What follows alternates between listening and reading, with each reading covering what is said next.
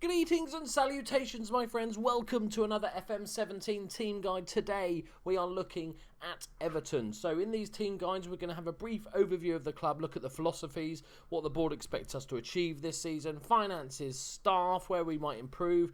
Then we're going to have a look at the overall team report and also see if there's any sort of wonder kids in the under 18s or under 23s. And then we're going to look at the squad as a whole, see what areas need to be strengthening, see who are star players and work out sort of a basic tactic. So let's go straight into it. So first off, philosophies. So they expect us to sign young players for the first team and develop players using the club's youth system. I like both those philosophies, probably my two favourite. I think most people enjoy developing the youth talent at the club. So what do they expect us to actually achieve this season? So English Premier League, Europa League. So it's quite a big ask to get the Europa Cup, Euro Cup as it's called in this. The FA Cup, they expect us 6th round. The League Cup, they expect us. Oh, they don't care about it. Nobody cares about it unless you're a small team. So finances. How much have we got to achieve Euro Cup this year? £45 million. Obviously, they've got some new owners, new investors, and they're pumping some money into the team. So we've also got 170,000 in wages, which isn't too bad at all. I think we can do some work with that. It's just whether the big players will actually come to our team, I think, is more of a question.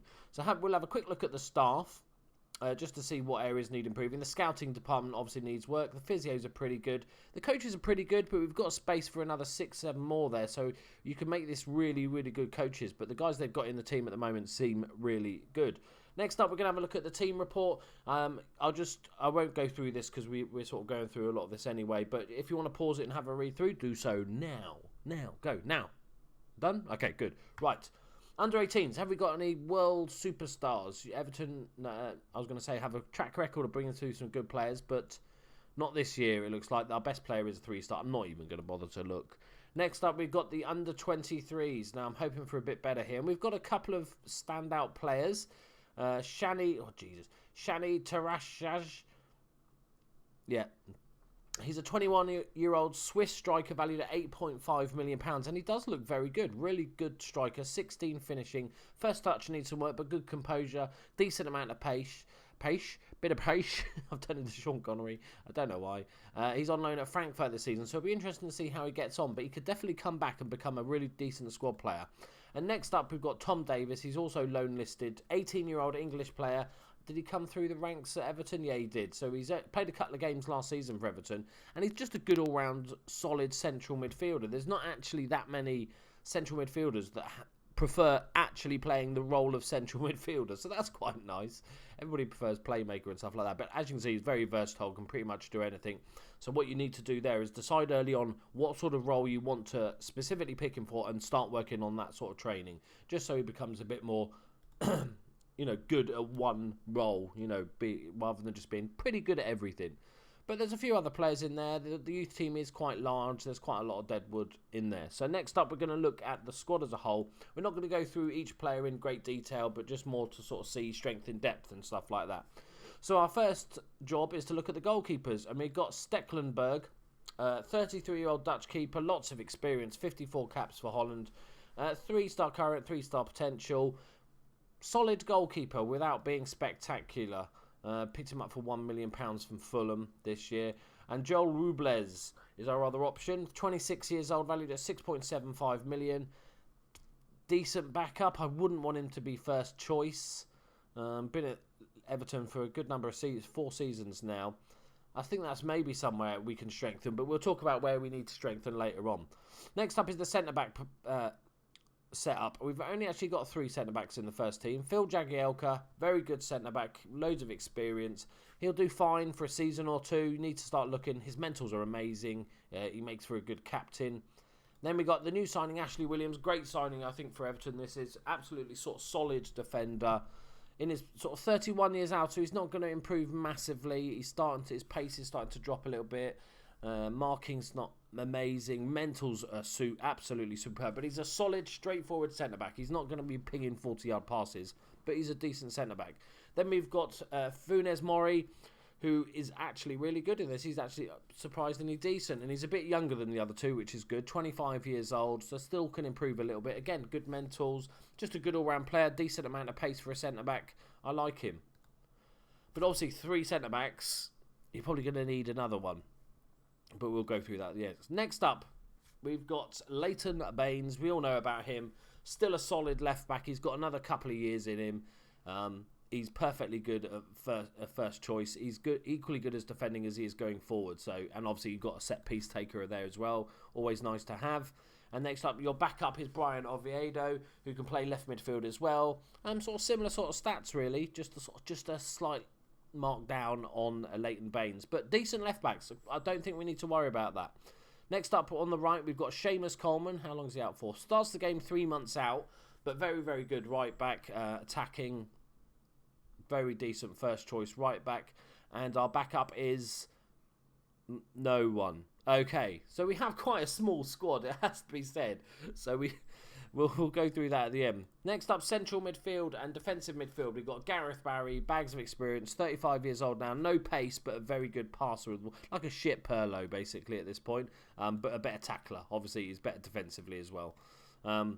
Then we've got James McCarthy, who starts with 3 months out. Another sort of very defensive midfielder. Some really good defensive stats, to be fair.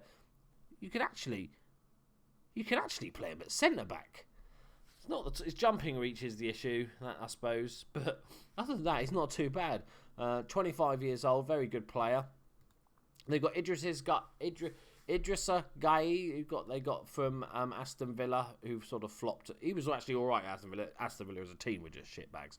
But again, another defensive midfielder that's okay without being spectacular. Then we've got Mohammed Becak, another defensive midfielder, another ball-winning midfielder, picked up for 4 million a few years ago. 23 years old though, so still can improve. I do like this guy actually. So yeah, there's a lot of defensive midfielders in there. You've got Darren Gibson, who I sort of failed to mention. Maybe I just skipped over him. Sell him. He's worth 9.5 million. Sell him. I think definitely needs some work, that central midfield. So we've also got a central midfielder, Tom Cleverley, who starts off the game listed, transfer listed, but you might want to keep him if you decide you want a bit more depth to the squad, because he's the only one that's not really defensive. And then obviously Ross Barkley, who's much more attacking minded, can play an attacking midfield, one of your best players at the club, 4-star potential, superb player. Just got to keep hold of him, I think, is going to be the tricky part. Then we're going to move on to the wings. We've got Aaron Lennon, who's basically pace and not a massive amount else. He's pretty decent though. Okay, squad player. Then we've got Kevin Morales, who is again on the right wing. Probably your sort of first choice right winger, I'd say. I think he's pretty decent. Another free kick taker, which is nice. Good amount of pace. He's just like a slight upgrade on Aaron Lennon, I'd say. Then we've got Delafeu, a right-footed, so we can play him on the right wing, but then that means we've got 3 white wingers so far. So he's also got decent finishing and stuff, so I'd be more inclined to play him like as an inside forward on the left. Again, nice pacey stuff. There's a few stats missing. He's got poor strength. His work rate isn't that great. Teamwork's not great. Positioning's not great. There's definitely holes in his game, but I think he's definitely a very good player, and he will score some goals. Then we've got the new stupidly expensive signing, Yannick Palazzi, another right-footed winger, because this is the most lopsided team I've ever done a team guide for. This is bizarre. We've got 4 right wingers. We've got 4 defensive midfielders. You can play him on the left as an inside forward, but he hasn't really got the stats. So if you're going to play him, he needs to be a winger. So it's going to be interesting to sort this one out. Aruna Kone is the next up. He's a striker, 32 years old. Does he start listed? He starts listed. You could keep him as a backup if you want to spend the money elsewhere. He'd be fine as a, 3rd or 4th choice striker. Then we've got Enner Valencia on loan from West Ham, who's another striker, plays best as a complete forward. Again, can play on the wing as an inside forward though. This time he's not got the crossing to be an out-and-out winger, but a decent all-rounder without being spectacular. Next up, we've got I've got no clue.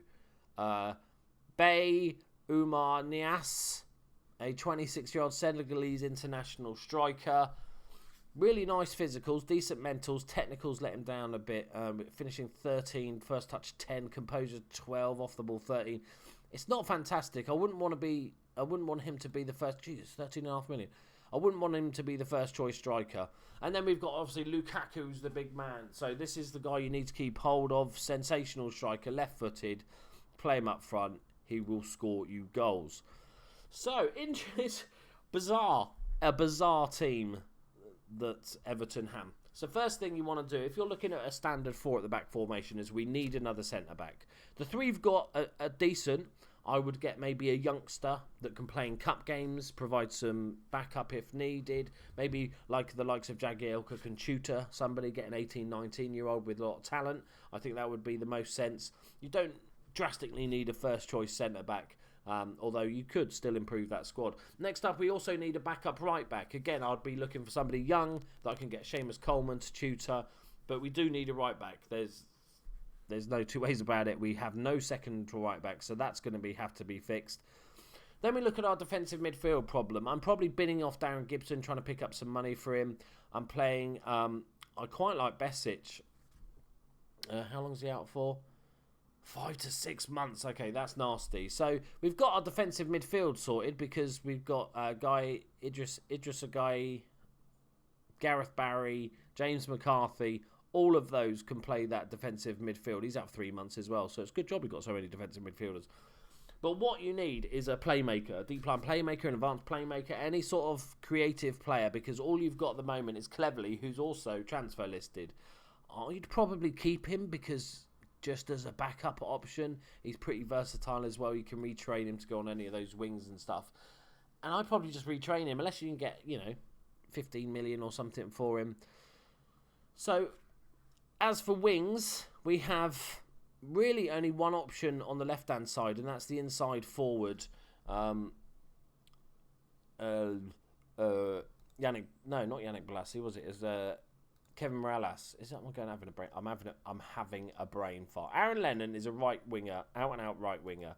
Morales is pretty much the same, but has decent striking stats, so could easily play as the inside forward on that left. So that's fine. Delafeu is the man that we're going to have on the left, cutting inside as the inside forward. So on the wings, we're not too bad. Yannick Palazzi is on the right. Kone and Valencia can also play there if need be. I think you're okay for that. If you're going to play 2 up front, you need a new striker. First things first. And also central midfield. Tactics-wise, let's just roughly build a tactic. Let's say I won't do roles and stuff like that. But let's say we're going with a flat back 4, however attacking you want your wing backs or whatnot. We're going to be playing with at least one defensive midfielder because you have 92 in the club. I think my personal preference at the moment is doing something like this.